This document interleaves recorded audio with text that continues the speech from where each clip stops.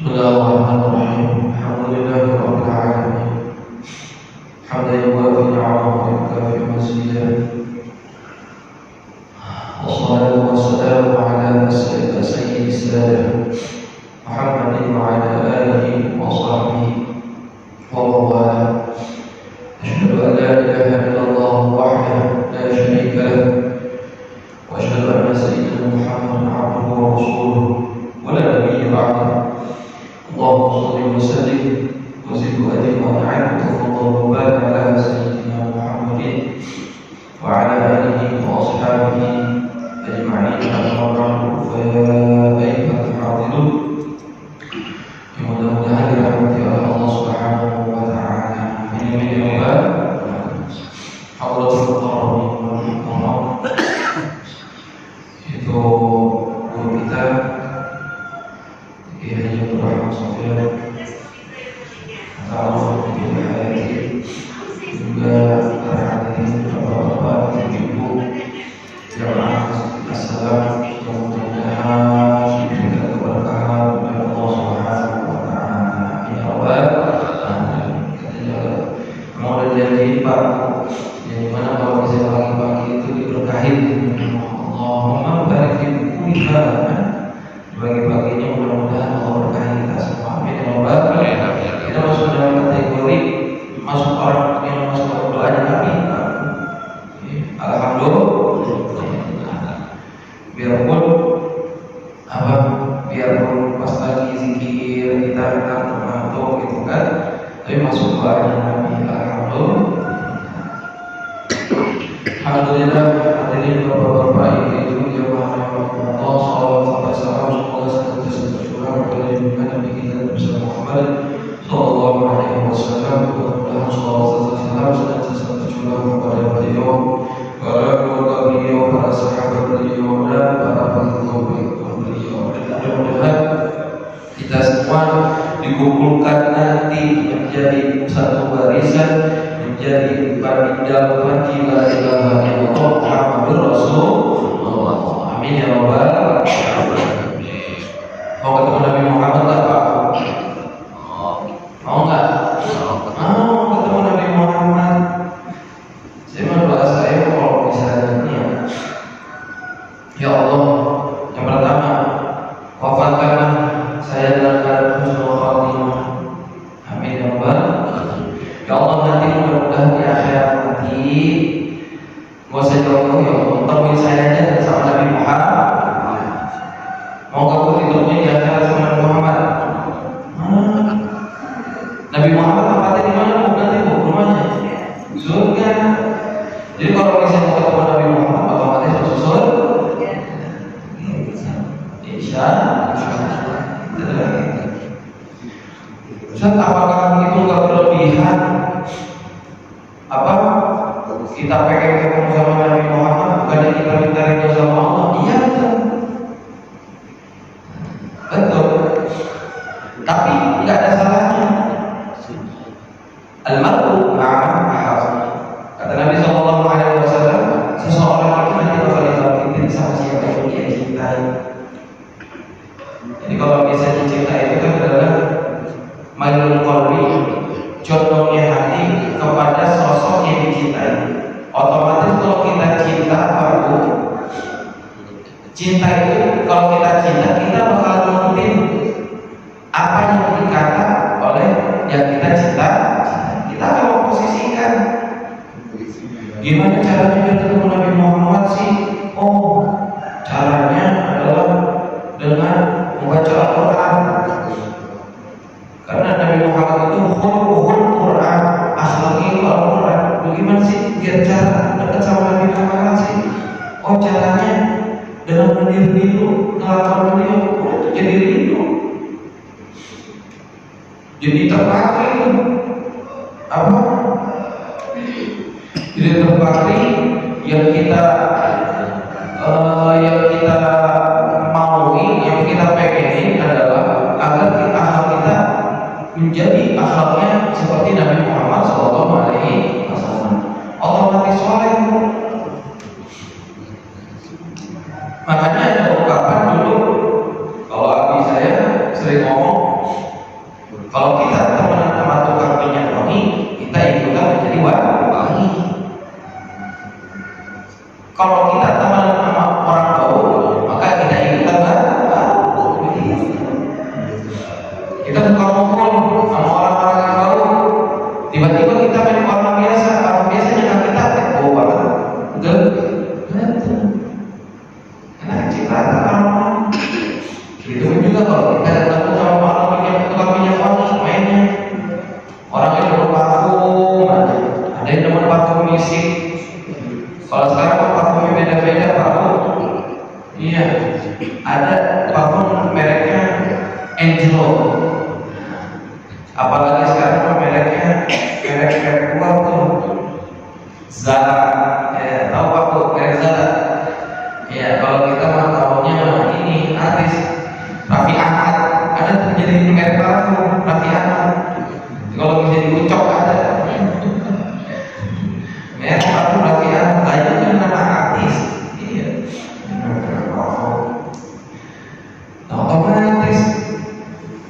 biasanya. Nah, mudah-mudahan kita semua dipermudah nanti bersama dengan Nabi besar Muhammad Sallallahu Alaihi Wasallam. Hadirin bapak-bapak yang ibu jamaah rahimahullah. Alhamdulillah kita lanjutkan kembali. Sebenarnya saya agak ada guru kita di Al-Quran sebenarnya. Ya, tapi insya Allah ini lebih awal. Ya, alhamdulillah kita lanjutkan kembali kajian tafsir kita itu tafsir terakhir. Di mana kemarin sekarang masuk ke dalam surah Al-Ikhlas. Sebelum-sebelumnya kita membahas surah Al-Fatihah, ya, kita bahas surah Al-Fatihah. Terus bahas apa lagi? Muawwidzatain itu surat Qul a'udzu birabbin nas, Qul a'udzu birabbil falaq, lalu Qul a'udzu birabbin nas. Karena kita mulai awalnya Al-Fatihah. Kenapa kita mulai Al-Fatihah duluan? Ya, secara tertib Al-Fatihah itu adalah yang pertama kali dimulai. Jadi kemarin pas lagi saya bisa mau baca kitab apa nih? Ya udah cari tafsir aja. Baca Fatihah, tafsir Fatihah dulu gitu. Nah selanjutnya, kok kalau misalnya secara tertib kan habis Al-Fatihah Al-Baqarah, ya. Kalau misalnya Al-Baqarah langsung, nanti bapak ibu kebanyakan tidurnya, saya banyak bacanya. Iya. Karena bapak kita baca langsung surah An-Nas. Kenapa kita semua hafal? Alhamdulillah. Bapak ibu hafal surah An-Nas ya bu? Kalau a'udzu birabbin nas, a'udzu birabbin nas, malikin nas, surah Al-Falaq. Itu tertibnya habis itu dari Al-Fatihah masuk Al-Falaq, An-Nas, lalu berderet ke atas. Biasa kalau saya baca, tabarukan juga selama bulan. Kalau misalnya pas saya baca dulu ngapalin surah-surah pendek dan surah An-Nas dulu. Iya, surah An-Nas kalau saya sekolah nih, sekolah itu sama pak saya kalau misalnya kagak bisa di e-pos itu begini tuh di e-pos ya, dicubit kayak kelihatan biru ada apa aku getak deh sama ibu saya digetak, jangan nangis, katanya umur mau bahasanya agak kasar. Emang saya pakai Eropa jadi bahasanya agak begini. Kamu hukumin gua, wah nangis kita. Pas sudah ada kejadian kita baru dengar, ya. Akan emang hukuman di gua. Emang kotoran ibu masa di sini. Nah, secara tertib ikuti dari An-Nas, Al-Falaq. Nah sekarang alhamdulillah kita masuk ke dalam surah Al-Ikhlas. Kemarin surah Al-Fatihah, surah Al-Kafiyah. Jadi mana surah Al-Fatihah itu dikatakan sebagai surah Al-Kafiyah. Ulama mengatakan ada yang mengatakan surah Al-Kafiyah, surah yang cukup. Ada surah Waqiyah, surah penjaga. Ya, surah Waqiyah yaitu surah penjaga, surat yang dibaca buat jaga. Surah ini dijaga buat jaga, yang dibaca buat jaga aku. Penjagaannya bukan yang nolong amal-keris. Ya, penjagaan surah Al-Fatihah. Cuma modal belum baca surah Al-Fatihah, udah dah hidup kagak ada takut-takutnya. Gitu kalau kata kita. Mau kemana tuh kagak ada takut-takutnya. Kalau kita kan kalau misalnya mau ngolong apa mau keris nih, mohon maaf. Bawaannya apa? Bawaannya gagah aja, betul? Kalau misalnya saat ditanya, dia orang mana itu? Pak mau kemana pak? Ngapa nanya-nanya? Iya.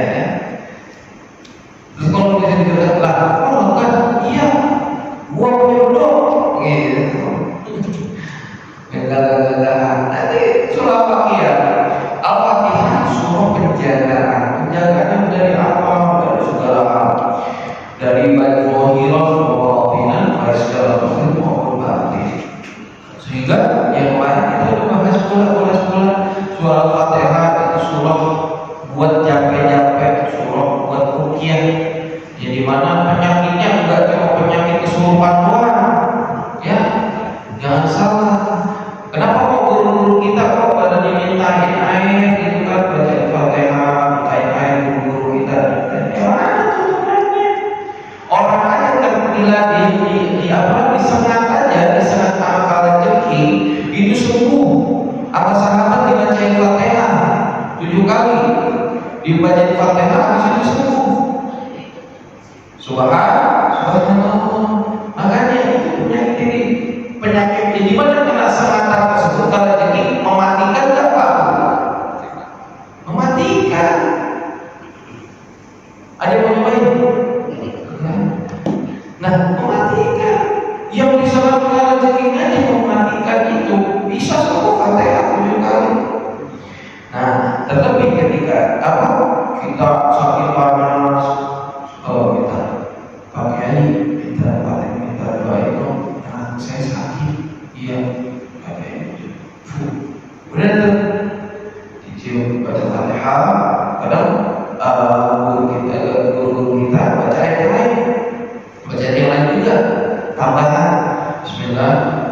Nah, habis itu dikasih, alhamdulillah, bukan karena airnya kita sembuh, tetapi karena apa? Karena keberkahan dari apa yang dibaca dan keberkahan dari yang membaca dan keberkahan dari tempat yang dibacakan, yaitu air. Allah Subhanahu wa Ta'ala sembuhkan penyakitnya. Alhamdulillah. Masing-masing itu ada tempat keberkahan. Air ada berkahnya nggak? Ada. Air bisa ada berkahnya, bisa nggak ada berkahnya. Berkah itu apa sih? Ulama ada yang mengatakan berkah itu ziyadatul khairat, tambahnya banyaknya kebaikan, bertambahnya kebaikan. Lalu Syekh Mutawalli Asy'ari mengatakan berkah itu bukan hanya sekedar bertambahnya kebaikan, tetapi dengan keberkahan itu, berkah itu adalah judul min junubillah, tentara-tentaranya Allah. Kalau misalnya makanan biar kata sedikit tapi bikin kenyang, alhamdulillah itu berkah. Biasanya perut kita nambahnya gede-gede, nggak cukup kita makan sendiri, nambah sampai 5 sendok, sampai 5 sendok. Nah, ini kok disendokin cuma sendok doang, terus saya kenyang ya. Berarti alhamdulillah berkah. Ada orang yang makan sebentar 2 nama kagak kenyang-kenyang. Innalillahi wa inna ilaihi raji'un. Sekalinya kenyang, kenyang. Agak bisa apa? Ada. Begitu ya. Judul judulillah. Siapa tahu berkah itu merupakan tentara-tentaranya Allah. Kita minum. Bismillahirrahmanirrahim. Minum maksudnya.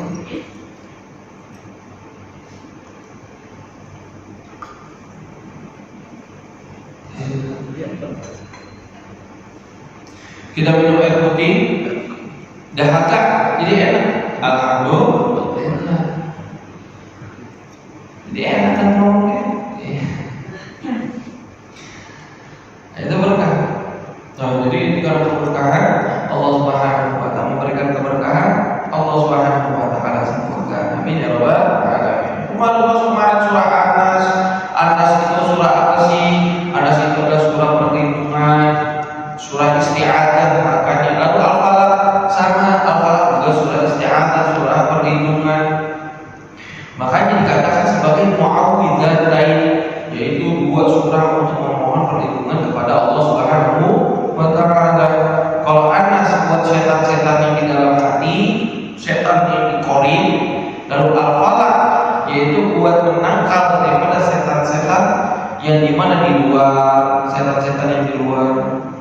Nah, kita sekarang alhamdulillah masuk ke dalam surah Al-Ikhlas. Bismillahirrahmanirrahim. Tafsir surah Al-Ikhlas dia baqiyatun. Kita masuk ke dalam tafsir surah Al-Ikhlas. Surah Al-Ikhlas ini adalah tergolong surah Makkiyah. Makkiyah itu apa sih? Makkiyah itu periode Nabi Muhammad SAW sebelum hijrah ke kota Madinah. surah itu cuma ada dua bagian, Pak. Pertama Makiyah, kedua Madaniyah.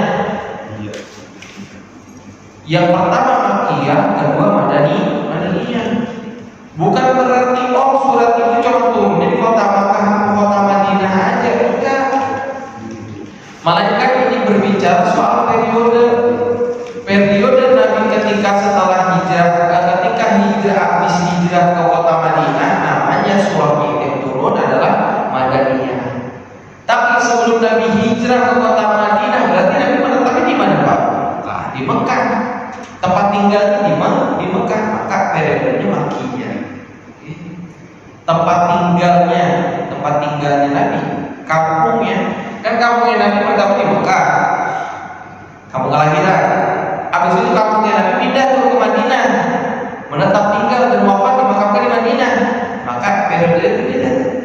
Kampung yang di Mekah ketika tinggal di Mekah, rumahnya dalam Mekah, namanya Makkiyah. Kampung yang ketika di Madinah, ketika sudah menetap di Madinah atau wafat di Madinah, namanya Madaniyah. Bukan berarti ketika Nabi hijrah, ketika Nabi ke Taif, misalnya contoh turun ayat gitu kan, kenapa kok namanya bukan Taifiyah gitu kan? Atau ketika Nabi pergi kemana, bukan namanya surah itu. Nah, tapi ya hanya tergantung kepada periode itu aja, periode Makkiyah sama periode Madaniyah. Jadi perihal tempat tinggal, bukan perihal tempat perginya kemana. Nah, wa dzikru sababi nuzuliha wa fadilatiha. Nah, ada jadi surah Qul Huwallahu Ahad ini turunnya ada sebab turunnya. Sebab turunnya itu bagaimana? Kaum musyrikin ketika itu bertanya sama Nabi Muhammad, "Ya Muhammad, unsub lana rabbak." Wahai Muhammad, coba ente presentasiin, ente sifatin Tuhan ente kayak apa sih? Begitu. Main gede-gedean, cakap-cakap, main keren-kerenan. Itu ceritanya. Kafir Quraisy penasaran. Nabi Muhammad, ente begitu kekehnya agar melepaskan apa yang ente yakini. Kenapa ente begitu kekehnya? Sedangkan ente gak mau menyembah Tuhan yang disembah oleh kucing ente, mama ente. Abu Lahab kan itu mamanya, ya. Mama ente menyembahnya. Ente kok gak banget sih, apa sih? Sudah, coba presentasi ini. Siapa Tuhan ente? Sifatin, siapa Tuhan ente? Apakah Tuhan ente lebih cakap daripada yang dibuat? Kan kalau misalnya orang kafir itu, mereka itu kan menyembah patung-patung, Pak. Ya. Bentukan rupanya. Nah, jadi di model. Kalau dulu Lata Uzza, ya, Lata Uzza. Kalau misalnya apa? Ada riwayat lain yang dimana kafir yang dimaksud sini, kafir Quraisy ini ada yang menyebutkan bukan kafir Quraisy. Mereka ketika itu Nabi Muhammad ditanya sama kaum Nasrani wal Majus dan kaum Majusi. Kalau misalnya kaum Majusi itu menyembahkan ya, Nabi Muhammad, Tuhan kau kayak gimana? Kalau Tuhan kami aja kami menyembah daripada yaitu bulan sama matahari. Matahari gede, pengaruhnya besar. Bulan gede, pengaruhnya besar juga. Pasang surutnya laut tergantung kepada bulan. Matahari pengaruhnya besar. Kalau nggak ada matahari, nggak ada di dalam kehidupan. Tetapi kalau misalnya itu, kalau udah dijawab itu mah sama logikanya Nabi Ibrahim alaihissalam. Itu Nabi Muhammad nggak usah capek-capek dengan mengatakan dengan sebenarnya turun ayat dari Allah Subhanahu wa taala, Qul huwallahu ahad. Simpel aja. Katakanlah Muhammad, huwallah,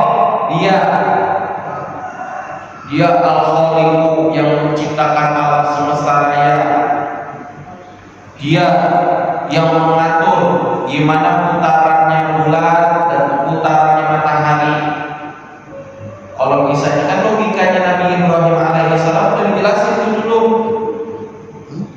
Ketika itu Nabi Ibrahim mengajarkan kita, mengajarkan umatnya, nih loh, kalau misalnya seandainya ente menyembah matahari, pertama menyembah bintang dulu ya, bintang, habis itu bulan, habis itu matahari yang gedean. Nih loh, kalau misalnya ente menyembah bintang, falamma afalat, lalu bintang itu bakal terbenam, bintang bakal hilang. Habis itu bergerak-gerak tuh apa ada yang gedean lagi, yang gede-gedean ya. Oh ada yang gedean lagi, kalau bisa menyembah jangan bintang, bulan lah yang gedean. Kadang-kadang mah pengaruhnya juga gede. Bintang kan 7 arah, betul Pak? Besar pengaruhnya. Tapi bulan pengaruhnya juga besar. Bulan itu gedean, lalu bulan itu tenggelam, muncul nih, muncul lagi matahari. Dengan mengatakan wah ini akbar, yang gedean, yang paling gede nih, yang lebih gede daripada yang tadi sebelumnya. Lalu karena matahari itu pengaruhnya besar, kalau nggak ada matahari, ini dedaunan pohon-pohonan nggak bakal tumbuh. Kan saya belajar ketika saya dulu belajar di SD ketemu yang namanya ilmu tumbuhan itu berfotosintesis ya. Namanya hidupnya itu dengan matahari. Ketika siang hari tumbuhan itu mengeluarkan oksigen, ketika malam hari tumbuhan itu mengeluarkan karbon dioksida. Kenapa kok pada siang hari doang tumbuhan mengeluarkan oksigen, pas malamnya kadar yang dihirup manusia ketika siang hari sedang beraktivitas itu membutuhkan kadar oksigen yang banyak, di mana Allah menyediakan melalui tumbuhan. Subhanallah. Lalu ketika malam hari kadar oksigen yang dibutuhkan manusia sedikit, jadi tumbuhan mengeluarkan karbon dioksida. Makanya itu ada kesenjangan sama Pak. Kita sama tumbuhan itu sama berbulan-bulan. Nah, sampai mana tadi? Jadi fotosintesis ya. Nah, itu kita unsur dalam robot. Wahai Rasulullah, wahai Muhammad, sifatin kepada kami. Tuh aku siapa sih? Gimana kok? Kau banget ke kamu? Coba Nabi Muhammad katakan Dia Allah yang Maha Pencipta, yang mengatur alam semesta raya, yang dimana menerbitkan bulan, menerbitkan matahari, menenggelamkan matahari. Yang mengatur itu semua adalah Allah yang Maha Esa, yang menumbuhkan tumbuhan, menurunkan air dari langit. Jadi mana hal terbesar sampai hal kecil diatur sama Allah Subhanahu wa Ta'ala. Sampai bakteri itu, sampai bakteri. Kemarin belum lama saya melihat ada di Facebook tuh Pak, di Facebook ada postingan yang mengatakan pembuktian di dalam Al-Quran. Jadi sains itu membuktikan kebenaran Al-Quran. Al-Quran itu sudah benar. Sains itu mengalami perkembangan, ilmu pengetahuan itu mengalami perkembangan. Pada zaman dahulu, contohnya pada zaman dahulu, yang namanya penelitian tentang rusuk manusia, contohnya penelitian tentang rusuk manusia itu masih terbatas, sehingga mengatakan pada zaman dulu di abad ke-18, rusuk manusia itu adalah 330. Sedangkan Nabi Muhammad dulu pernah bersabda di dalam hadisnya, setiap rusuk manusia yang berjumlah 360 itu ada sedekahnya. Berarti kata Nabi Muhammad secara tidak langsung rusuk manusia itu rusuk sendi. Setiap sendi manusia itu tanpa disadari, dari hadis Nabi Muhammad tadi mengatakan bahwasanya manusia itu memiliki sendi berjumlah 360. Terus penelitian mengatakan sendi manusia itu adalah 330. Penelitian di abad ke-18 atau 19. Lalu ketika masuklah periode abad ke-20, diteliti, puncaknya penelitian mengatakan bahwasanya manusia memiliki sendi yang berjumlah 360. Berarti kerennya perkataan Nabi kita, Nabi Muhammad. Keren gak Pak? Saya ngomong ibu-ibu tapi ternyata bapak-bapak. Keren gak Pak? Keren. Nabi siapa dulu dong? Bangga Pak. Nabi siapa dulu? Nabi gua. Gitu. Ya. Nabi kita, Nabi Muhammad Sallallahu Alaihi Wasallam. Itu mengatakan 14 abad yang lalu, sebelum adanya alat penelitian Al-Quran. Dulu nih Pak, dulu zaman dulu di abad ke-7 yang namanya ilmu tentang kedokteran belum secanggih sekarang, belum sekeren sekarang. Melihat apa yang ada dan terbentuknya, proses terbentuknya manusia dari sperma lalu masuk menjadi mudghah, yaitu segumpal darah. Habis segumpal darah, alaqah, segumpal daging yang menempel. Habis itu dari alaqah tadi dibentuk dah tuh, ada tulang-tulang, ada daging-daging. Nah itu pada zaman sekarang tidak ada.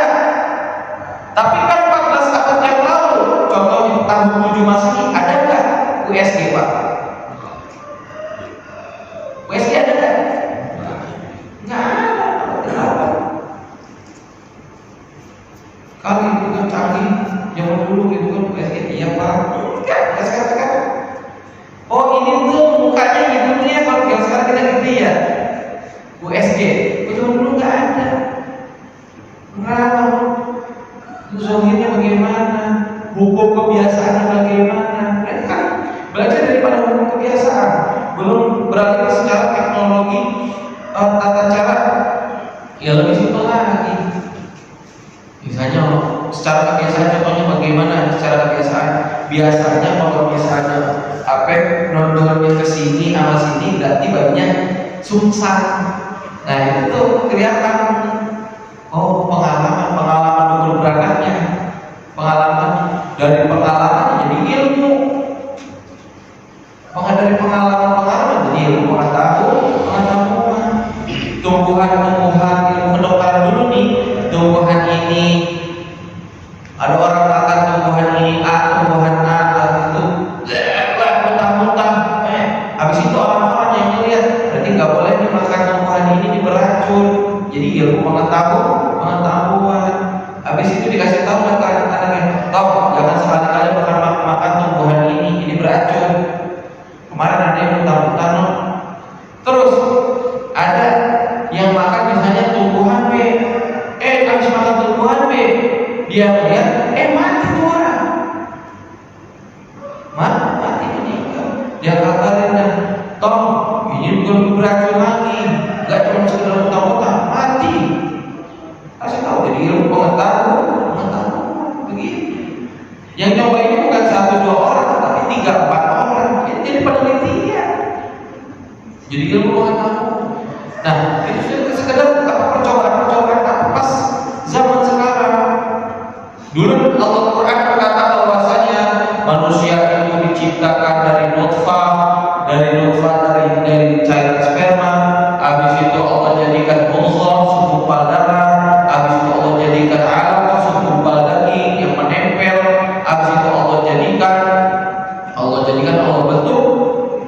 Allah bentuk di dalam perut ibunda kita, dan proses itu pada abad-abad itu nggak diketahui asal mulanya. Oke lah, asal mulanya hubungan suami istri. Tapi bentukan habis menjadi mudghah bagaimana? Ada yang tahu?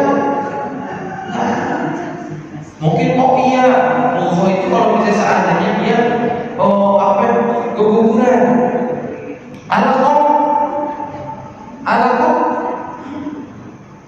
Alaqah itu sehingga dikatakan di dalam Al-Quran itu alaqah itu dengan nama alaqah, bukan segumpal daging aja, enggak. Alaqah itu adalah sesuatu hal yang menempel,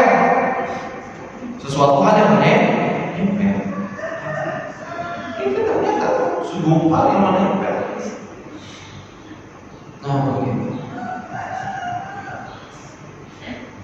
Qul huwallahu ahad, Allahus samad.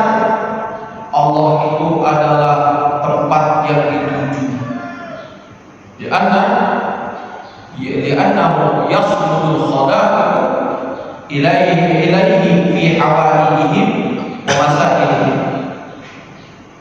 Karena kepada Allah lah semua makhluk itu tertuju, baik dalam segi hajatnya, kebutuhannya, masailihim, masalah-masalahnya. Setiap ada masalahnya, Pak Bu, kita kan kalau ada masalah kan suka ngeluh ya. Ya, betul. Tapi alhamdulillah mengeluhnya kita juga biar kata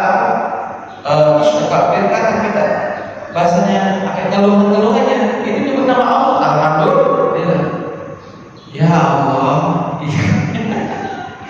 Ya Allah, mana baru banget tadi. Kita habis masak, jatuh masakan kita curang. Ya Allah, mana baru banget matang, belum mana. Biarlah sudah berkait dan ya Allah, lihatlah. Ilaihi yas'udu khalaiqu fi masaili wa hawalihi. Karena kepada Allah, dari kepada hanya jalan pada Allah tempatnya orang-orang, tempatnya makhluk-makhluk, baik manusia, baik tumbuhan, baik hewan-hewan, itu yas'udu itu pada menuju fi hawailihim, di dalam hajat-hajat kebutuhan mereka. Karena sih membutuhkan, saling butuh. Puncak rantai kebutuhan itu menuju pada Allah.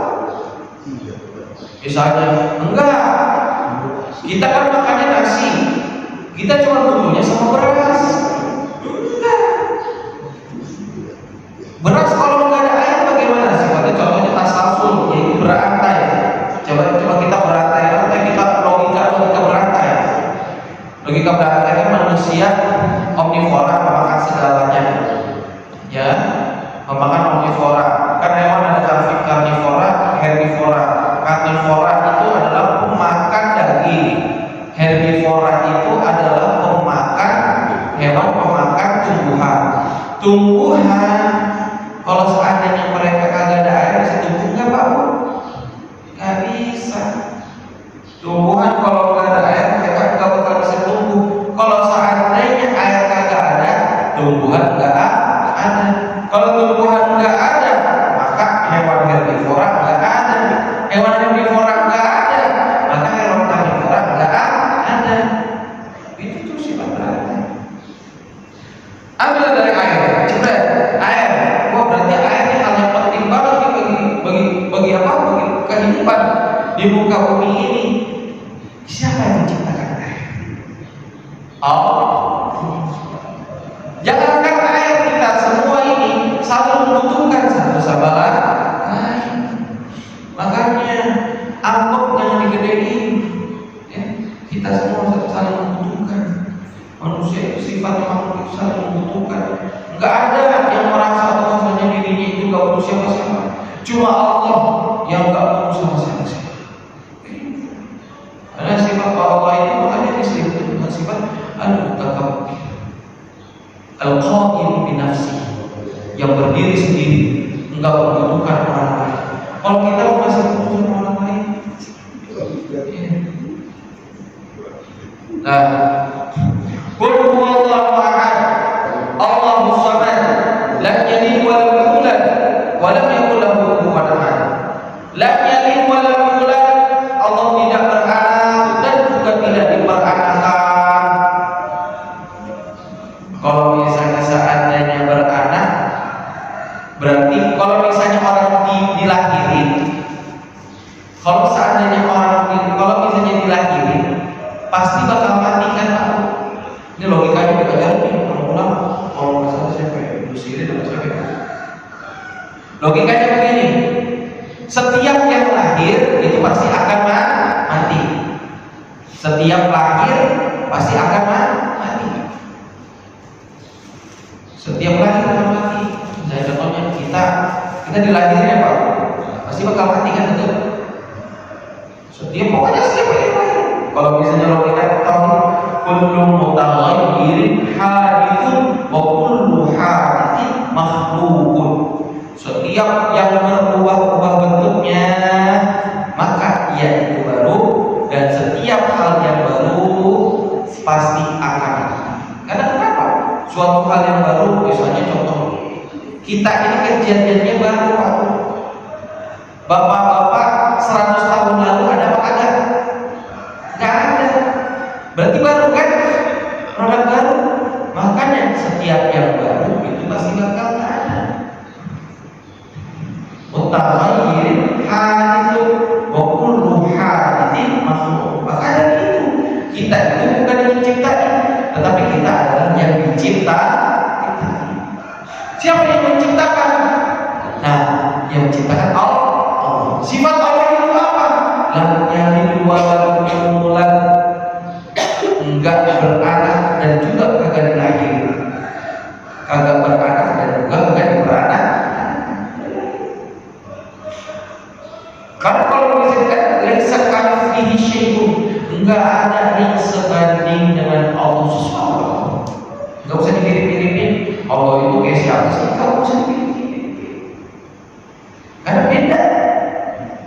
Kita ini makhluk, laisa kamitslihi syai'un, enggak ada yang semisal seperti Allah sesuatu apapun. Makanya diajarin sama guru-guru kita dulu, mukhalafatuhu lil hawadits. Wujud tidak mukhalafatuhu lil hawadits, qiyamu binafsihi wahdaniyah kurrat iradat ilmu hayasama basakalan qadimat muridan aliman hayan sami'an basiran mutakaliman. Mukhalafatul hawadits, Allah berbeda daripada makhluk-makhluk ciptaannya. Sesuatu hal yang baru Allah beda. Kita punya tangan bentuk kayak gini, ada yang hidungnya mancung, ada yang Allah beda. Allah beda kan? Boleh dipikir. Masa yang menciptakan sama kita nih, ya?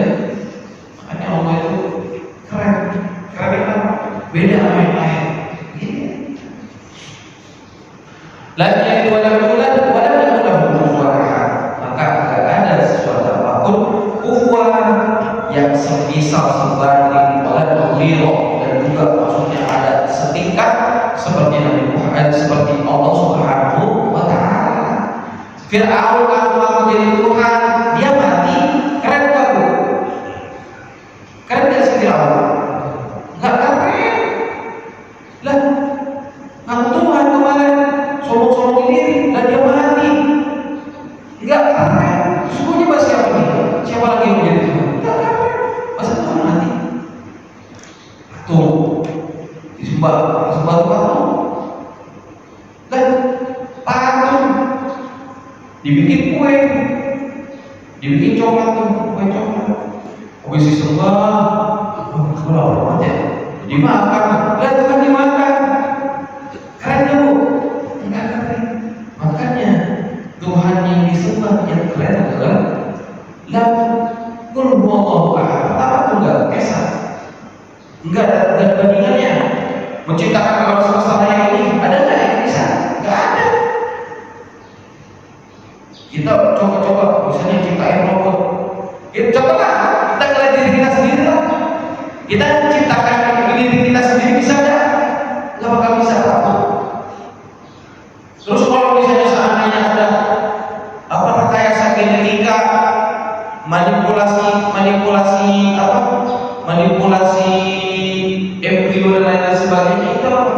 Ya itu cuma sekedar manipulasi, menciptakan secara utuh kalau nggak bisa. Rekayasa kan kita bisa rekayasa, kita nggak bisa. Yang bisa siapa? Yang Maha Pencipta. Yang dimana menjadi tempat berserahnya, tempat dibutuhkannya orang-orang makhluk Allah, yang dimana nggak ada sesuatu apapun bisa. Insyaallah kita akan lanjutkan di pertemuan yang akan datang. Insyaallah. Ini Bapak Ibu udah gorengan habis kan? Iya, mau nyari sarapan hari Minggu, mau nyari jogging, Pak, gitu. Iya. Ada Allah yang dan Assalamualaikum warahmatullahi wabarakatuh. Waalaikumsalam warahmatullahi wabarakatuh.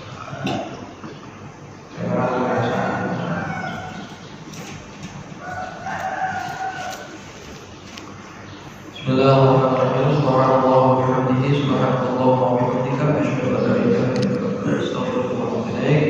Alhamdulillahirabbil alamin. Salam kita kira-kira kemaluan. Assalamualaikum warahmatullahi wabarakatuh. Waalaikumsalam warahmatullahi wabarakatuh.